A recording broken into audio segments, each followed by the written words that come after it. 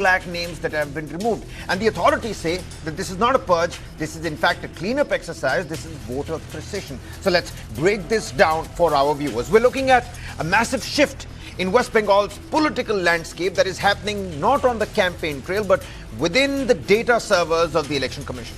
And just weeks before the poll, the Special Intensive Revision, S.I.R, has led to a historic shake-up of the state's voter list. The numbers are quite staggering. During the latest revision, over 60 lakh voters were examined closely. Out of them, more than 32 lakh were found eligible and kept in the list, but 27.16 lakh were declared ineligible and removed. Overall, in the process that started late last year, nearly 91 lakh names have been removed from the electoral rolls. Before the S.I.R. began, West Bengal had around 7.66 crore voters. After scrutiny and the exercise, the draft roll in December 2025 came down to 7.08 crore. The final roll in February 2026 stood at 7.04 crore. And now, after the roll was frozen on the 6th of April, the total number of electors is 6.77 crore. That means an overall reduction of more than 11% in the electorate. These deletions have not happened evenly across the state. The removals are heavily concentrated in the border districts and minority-heavy regions. We've got some data. Specifically, Murshidabad, Malda, Uttar Dinajpur. Murshidabad alone saw over 4.5 lakh voters declared ineligible. The Election Commission says the revision was needed. It was needed to clean the rolls, to remove the names of people who are no longer living or have shifted or have, let's say, duplicate entries. But the scale of deletions have raised many questions as well. There are court cases, protests, allegations of bias. In more than 140 constituencies, the number of deleted voters is bigger than the winning margin from the previous election. And this could very well change the result in several seats. Many of these areas were strongholds of the Trinamool Congress back in 2021. The Trinamool Congress had won 75 seats across these key districts, 20 out of 22 in Murshidabad, 8 out of 12 in Malda, 57 out of 64 in North and South 24 Paraganas. These districts together gave the Trinamool Congress nearly 35% of its total seats last time. With the voter list now frozen and the polling set to begin soon, the end of this month, this shake-up could reshape the political map in West Bengal. The big questions that we're trying to decode on the show tonight. Why are the deletions so heavily concentrated in specific border and minority-heavy districts? And does this suggest a procedural bias or a genuine demographic correction? In the 140 plus seats where deletions outnumber previous winning margins, how can any political party rely on their 2021 data to predict an outcome in 2026, let's say this time around? And the Trinamool Congress won heavily in many of these deletion-heavy districts back in 2021. How much will this voter base and the erosion of the same hurt the TMC this time around? Saurav Chunder, spokesperson for the TMC, with us on the broadcast. Radhika Bhattacharya, spokesperson for the Bharatiya Janata Party. Shikha Mukherjee, senior journalist, West Bengal. Many thanks for taking out the time, ma'am. Let's get the snowball rolling here. Let's bring in the TMC spokesperson first. Saurav, yes. If we look at Malda, if we look at Murshidabad, North and South, 24 Paraganas, we know that the opposition on the larger rubric of the S.I.R. exercise has been saying that this is voter purge. But the authorities on the ground are saying categorically, time and again, that this was needed. It's not something that's happening for the first time. And this is voter precision. 91 lakh names that have gone away. Does this help set up Mamata Banerjee's narrative now again? What do you think is going to happen come voting day, Saurabh? Right. First and foremost, a very good evening to you and a good evening to all my fellow panelists. I would like to begin by saying, I'll just cut to the chase. I'll begin by saying, and you can save this, you can play it out on the 4th of May again. Okay. Whatever be the exercise of the Election Commission, no matter how many votes they have deleted, 4th of May will see three things. The first, Trinamool is getting more than 2/3 majority and they're coming back. Second, the Honorable Chief Minister of West Bengal will be sworn in for the 4th time, and she'll be the longest serving woman Chief Minister in the country after we got independence. And the third thing, the current CEC may well lose his job. 3 things. Now, coming to your direct question, 11%, roughly 12% of the electorate has been deleted. While some of it has duplicate entries, some of it does have, people who are no longer living, they're dead voters. While that number is before every election, you will always have this situation where certain names are deleted. That is fine. But you see, the harassment which the common people out there on the streets, they've had to face is incredible. I'll give you an example of what happened today. I received a call from a friend of mine who's a doctor by profession. She is a mapped voter. Her parents have been voting in 2002. Her name and her sister's name have been taken off the rolls. She is a passport holder. She is a professional doctor. She is in no way a Bangladeshi or a Rohingya. And now she is completely in a mess. She doesn't know what she has to do. She has to go up in appeal. She has to do what? She's unclear on that. So this is just one of lakhs of examples. Okay. Right? Now we have gone to the people with our report card. We have gone to the people. We have faith in them, and we know that irrespective of what you do, no matter how unfair your actions are, no matter how many officers you transfer in the middle of the night, we are still winning this election, and not just winning, we are winning big. Okay. Many thanks for your opening submissions. I will keep this recorded and kept aside, but if none of this comes true on the 4th of May, I don't know what I'm going to do with that clipping. So I'm going to, we'll take that call later on. Radhika Bhattacharya, this is what the Trinamool Congress is. Quite confident, says TMC is going to get 2/3 majority on the 4th of May. Mamata Banerjee is going to become the 4th time Chief Minister, longest serving woman Chief Minister. And the CEC might just lose their job. But let's come back to the harassment point that, Saurav put out. 91 lakh voters, 11.6% of the entire electorate completely wiped off. The TMC alleges that this is targeted voter purge, especially in the minority heavy belts. And we've got some of that data flashing on our screens as well. How does the BJP respond to that particularly? Electoral hygiene or electoral engineering? What is it? Well, the core argument, let's say, is that BJP supports S.I.R. because it ensures one citizen, one vote, and no fraud. Now, of course, BJP has consistently raised concerns about the bogus voting networks, the cross-border infiltration, impacting voter rolls, of course. The demand is simple: booth-level verification, digital transparency, and, of course, public scrutiny of the voter list. If TMC has nothing to hide, why fear verification? Now, TMC's opposition, if I have to discuss that, and what are they afraid of? TMC's resistance, for example, exposes that the dependence on manipulated voter rolls is real. TMC has alleged that S.I.R. is targeting minorities. This is a political narrative and not factual. The question to ask them is, why oppose removal of duplicate or fake voters? And why resist door-to-door verification? Now, TMC wants vote bank preservation, which is what their politics is based on. BJP would like voter verification. And let us say that the data and the ground realities, if we had to discuss that, is in the past, revisions across the states had lakhs of duplicate and invalid voters removed. The border districts in Bengal, that has already been mentioned, Maldas, Murshidabad, North 24 Parganas, etc. Long-standing concerns of illegal infiltration has been there for years, affecting So you're the saying these are demographics. particular reasons why we're seeing disproportionately high deletions in districts like Nadia and districts like Hooghly. 35% of TMC's 2021 tally that comes from Malda, from North and South 24 Paragnas. I mean, these are the most impacted districts. I mean, don't you think there's a credible argument that's coming from the TMC side at this point in time?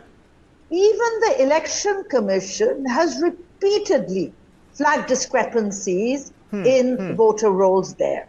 Now, we are talking about a party that is nervous at the moment, knows that we are getting closer to election day, has seen the impact of BJP's popularity, the influence of the Prime Minister and Mr. Shah's visits, etc. So this is a battle between electoral integrity versus political opportunism.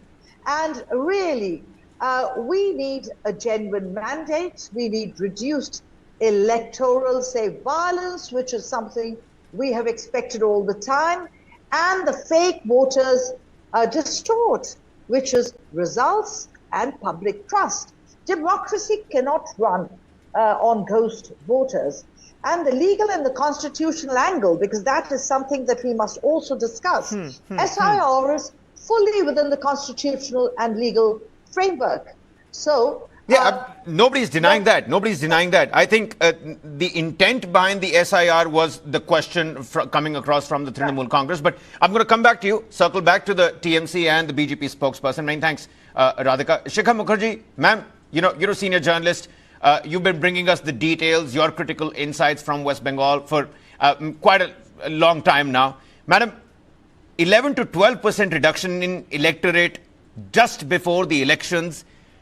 And you've already heard the allegations that have been, coming in thick and fast from both sides. Does this qualify as a structural reset of the voter base rather than the routine revision that both sides are now talking about? What's your assessment and reading here, ma'am?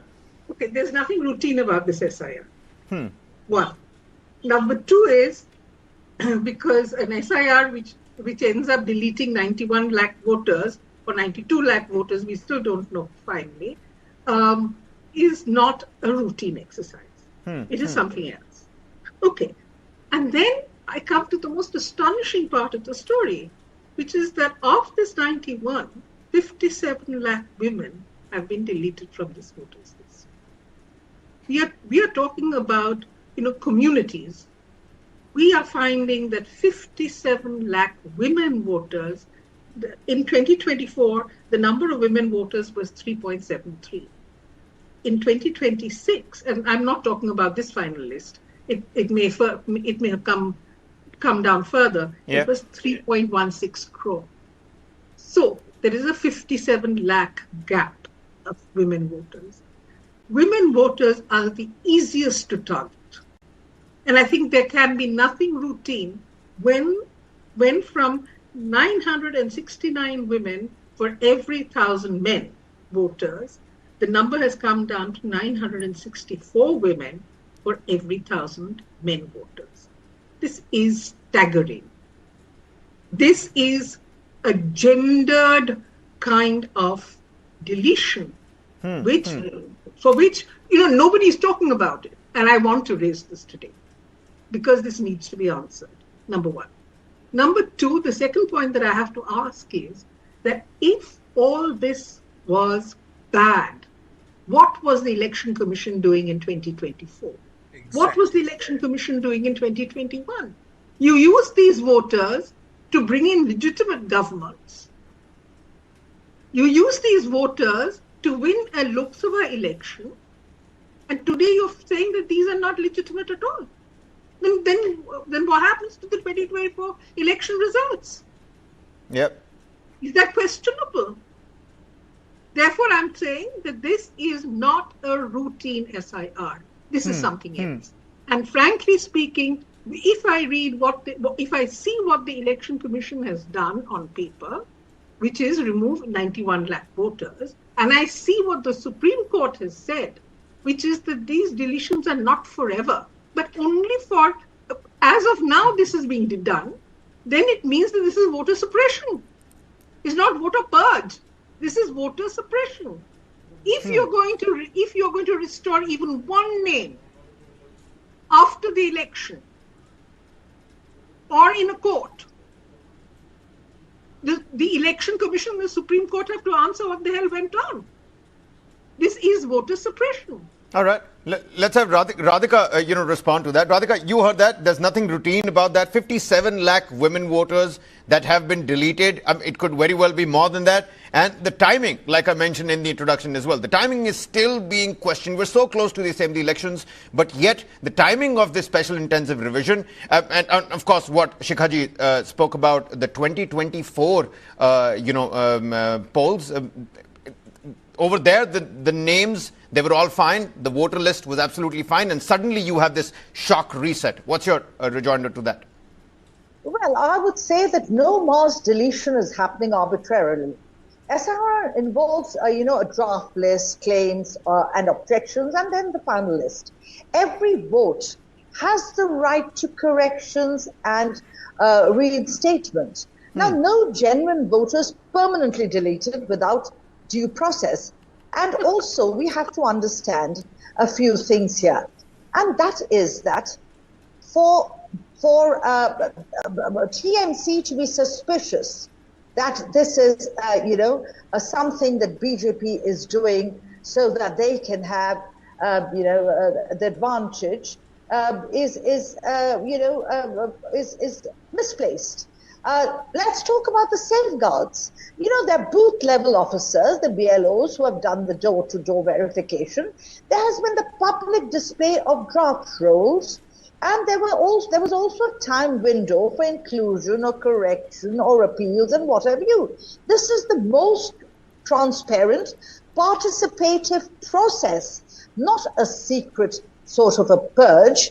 And then, let us say, I'd like to ask the TMC, why were these genuine voters not properly documented earlier? Why weren't they properly documented earlier? Who allowed faulty voter lists for years? And if names are missing, it exposes past negligence, not current correction. Yeah. I'm going to come to you, Saurav. Just hold on. Verification. I'll just finish this, please. Yeah. Verification is not deletion. Verification is protection of genuine voters. And 57, and talking about the 57 lakh voter, voter gap issue, let us say that the question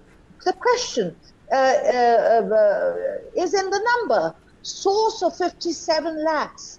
Where is the consensus versus, let's say, the voter roll comparison is not apples to apples. Consensus counts residents. Voter list counts the eligible and also the registered citizens who are sort of 18 plus in age. So you cannot compare raw sort of population data with electoral rolls. It's misleading. And really the real issue, if I had to mention for these gaps, of course, was migration, marriage-related movement of women, of urban migration, of relocation, of, say, documentation gaps, address a mismatch or what have you. And names shifted. I don't think Shikhaji was trying to do that. I don't think that was the right comparison that, the journalist was trying to draw. I will go back to Shikhaji, so that she can, if she has to correct herself. We'll come back to you, Shikhaji, just on that point. But let me bring in Saurav here. Saurav, the BJP says this is not arbitrary. There are several safeguards in place. This is due process that's being followed. There is due process that is being followed. And the verification does not mean deletion. It means protection of the genuine voters. Well, first and foremost, I was asked this question that why are these documents not genuine and all that. I am not here to answer for the Election Commission. It is supposedly independent. And, we all know what their independence means. I'm not going to respond to that. I'm going to raise a very critical issue. I'll give you an example. I want the BJP spokesperson to clearly understand and explain if there is any explanation. A doctor, I go back to my example, a doctor who has a passport. A passport is one of the 11 documents which are considered valid. Yep. Parents are both mapped voters. They voted in 2002 because she holds a passport and she has been traveling extensively across the globe. She's been taking holidays and all of that as an Indian citizen. So by virtue, and now she finds herself not included in the voter list. It's as simple as that. So what's the fault? She was called for the hearings. She was now. I'm sure that I don't want to put the BJP spokesperson in a precarious situation. There cannot be any answer to this. There is nothing logical about this. How kind of you? How kind of you, Saurav? There is nothing logical about this discrepancy at all. Second, Mrs. Mukherjee, who is a veteran, and I have followed her for a long, long time, she gave a clinical analysis of the entire situation. There remains nothing more to be added, right? Third thing, the presumption that out of these 91 lakhs, only TMC voters have been removed is what leads me to conclude very, very confidently that on the 4th of May, as some opinion polls indicate, but not fully, 4th of May will be a big surprise for many of us, right? Because the decisive mandate which the people of Bengal are going to give will be an answer not just to the BJP, but will also be an answer to the arbitrary, unlawful exercise that the Election Commission has carried out in the name of S.I.R. If you look at the past posturing of the Election Commission, it has all been about increased voter lists, more and more people voting, because elections are considered to be a celebration of democracy. Here, this is not just disenfranchisement which has happened. Madam Mukherjee has very rightly pointed out that this is not just a routine S.I.R. exercise. This is not just disenfranchisement. Okay. This is electoral genocide. Electoral genocide. Well, Shekhaji, before I come to you, let me quickly go across to the BJP spokesperson for a final rejoinder. We're going to give you the final say here. Radhika, what do you say about that? Let's go back to that, circle back to that example. There could be lakhs, many more like those. The harassment that is, being faced by these genuine voters, quote unquote. The doctor who has a passport is one of those 11 documents that are being accepted as, your identification. Their parents are mapped voters, but they don't find their list. Their name and their sister's name has been deleted from the rolls. What does one make of something like that? And this is just one example, like the TMC spokesperson says. Well, I'll try and answer it to the best of my capacity. Individual voter registration is independent. Documents or family linkage don't automatically ensure inclusion. Now, let's say, the passport and the automatic voter registration align. A passport proves citizenship, but not voter enrollment. To be a voter, to be on a voter list, a person must apply on Form 6, be mapped to a specific constituency and address. The passport is not an entry ticket to the voter list, as we all know, and registration, of course, is mandatory. Now, for example, doctors often, as I would say, I don't know this doctor at all, but they study and work in different cities, as the gentleman mentioned, and, they stay in hostels or rented accommodation. If the current residence and parental address, the name may not appear in the constituency, and the voter list is location-based and not family-based. Now, let's say if there's a shifting, a duplicate cleanup during S.I.R, then the duplicate or inactive entries may be removed. If someone hasn't voted or verified for years, S.I.R removes outdated or unverified entries. It doesn't target individuals.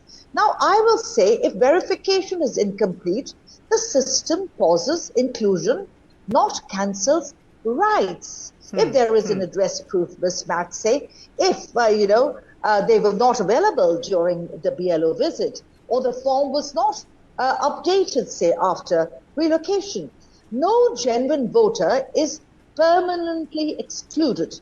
There is a full correction window. And let us say, this example actually proves why S.I.R is needed. So so such genuine cases are identified and corrected transparently. And finally, I would like to say, why was this person not properly registered earlier?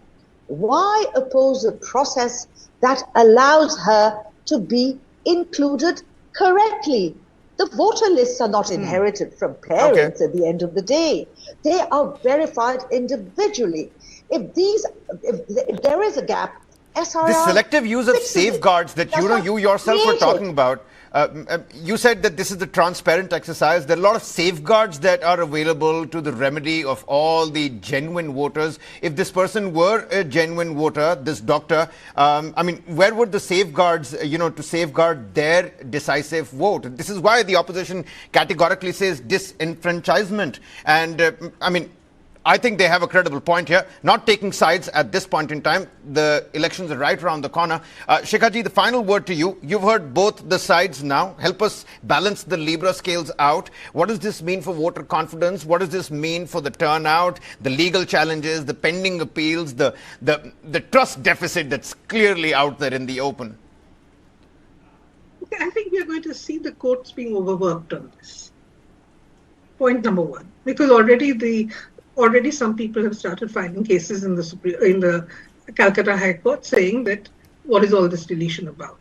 Secondly, the Supreme Court had told the Election Commission, you have to show reasons as to what you're doing, why you're deleting people. The Election Commission grandly ignored the reasons, and the Supreme Court didn't even ask. Therefore, you have weird stories appearing saying that the great-grandson of Nandalal Bose, the man who decorated the Constitution, his name was deleted, but then, the Supreme Court says, please do something about it. Now, this is exceptionalism, which goes against the basic principle of law, which is everyone is equal. However, what is all this about? The S.I.R. process has been chaotic. It has not happened on time. It was not done in a routine way. And then you have this whole business of being mapped and then deleted. How can you be mapped and deleted?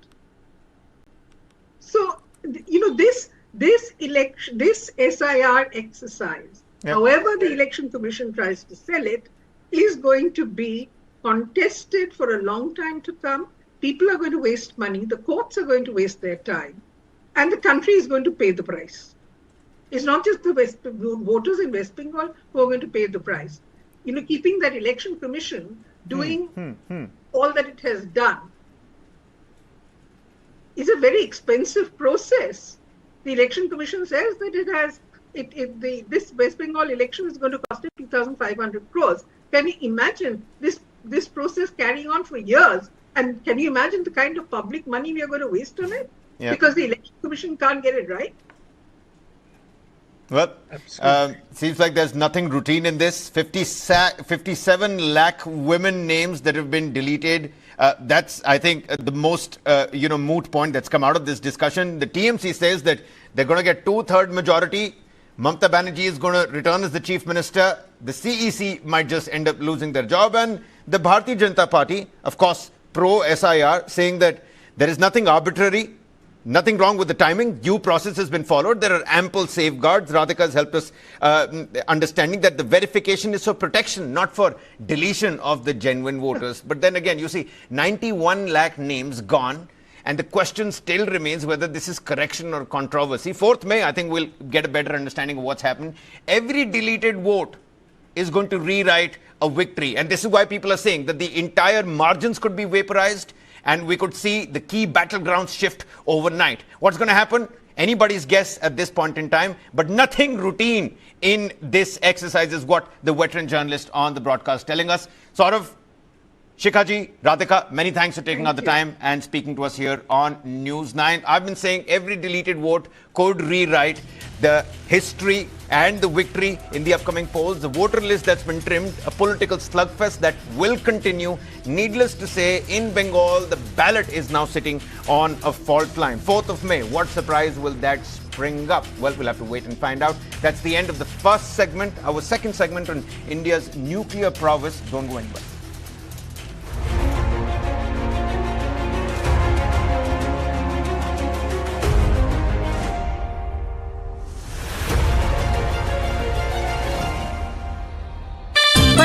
खेलता है झूलता उछलता है दौड़ता कभी कभी दौड़ कराता है आगे आगे बढ़ता है इंडिया अमूल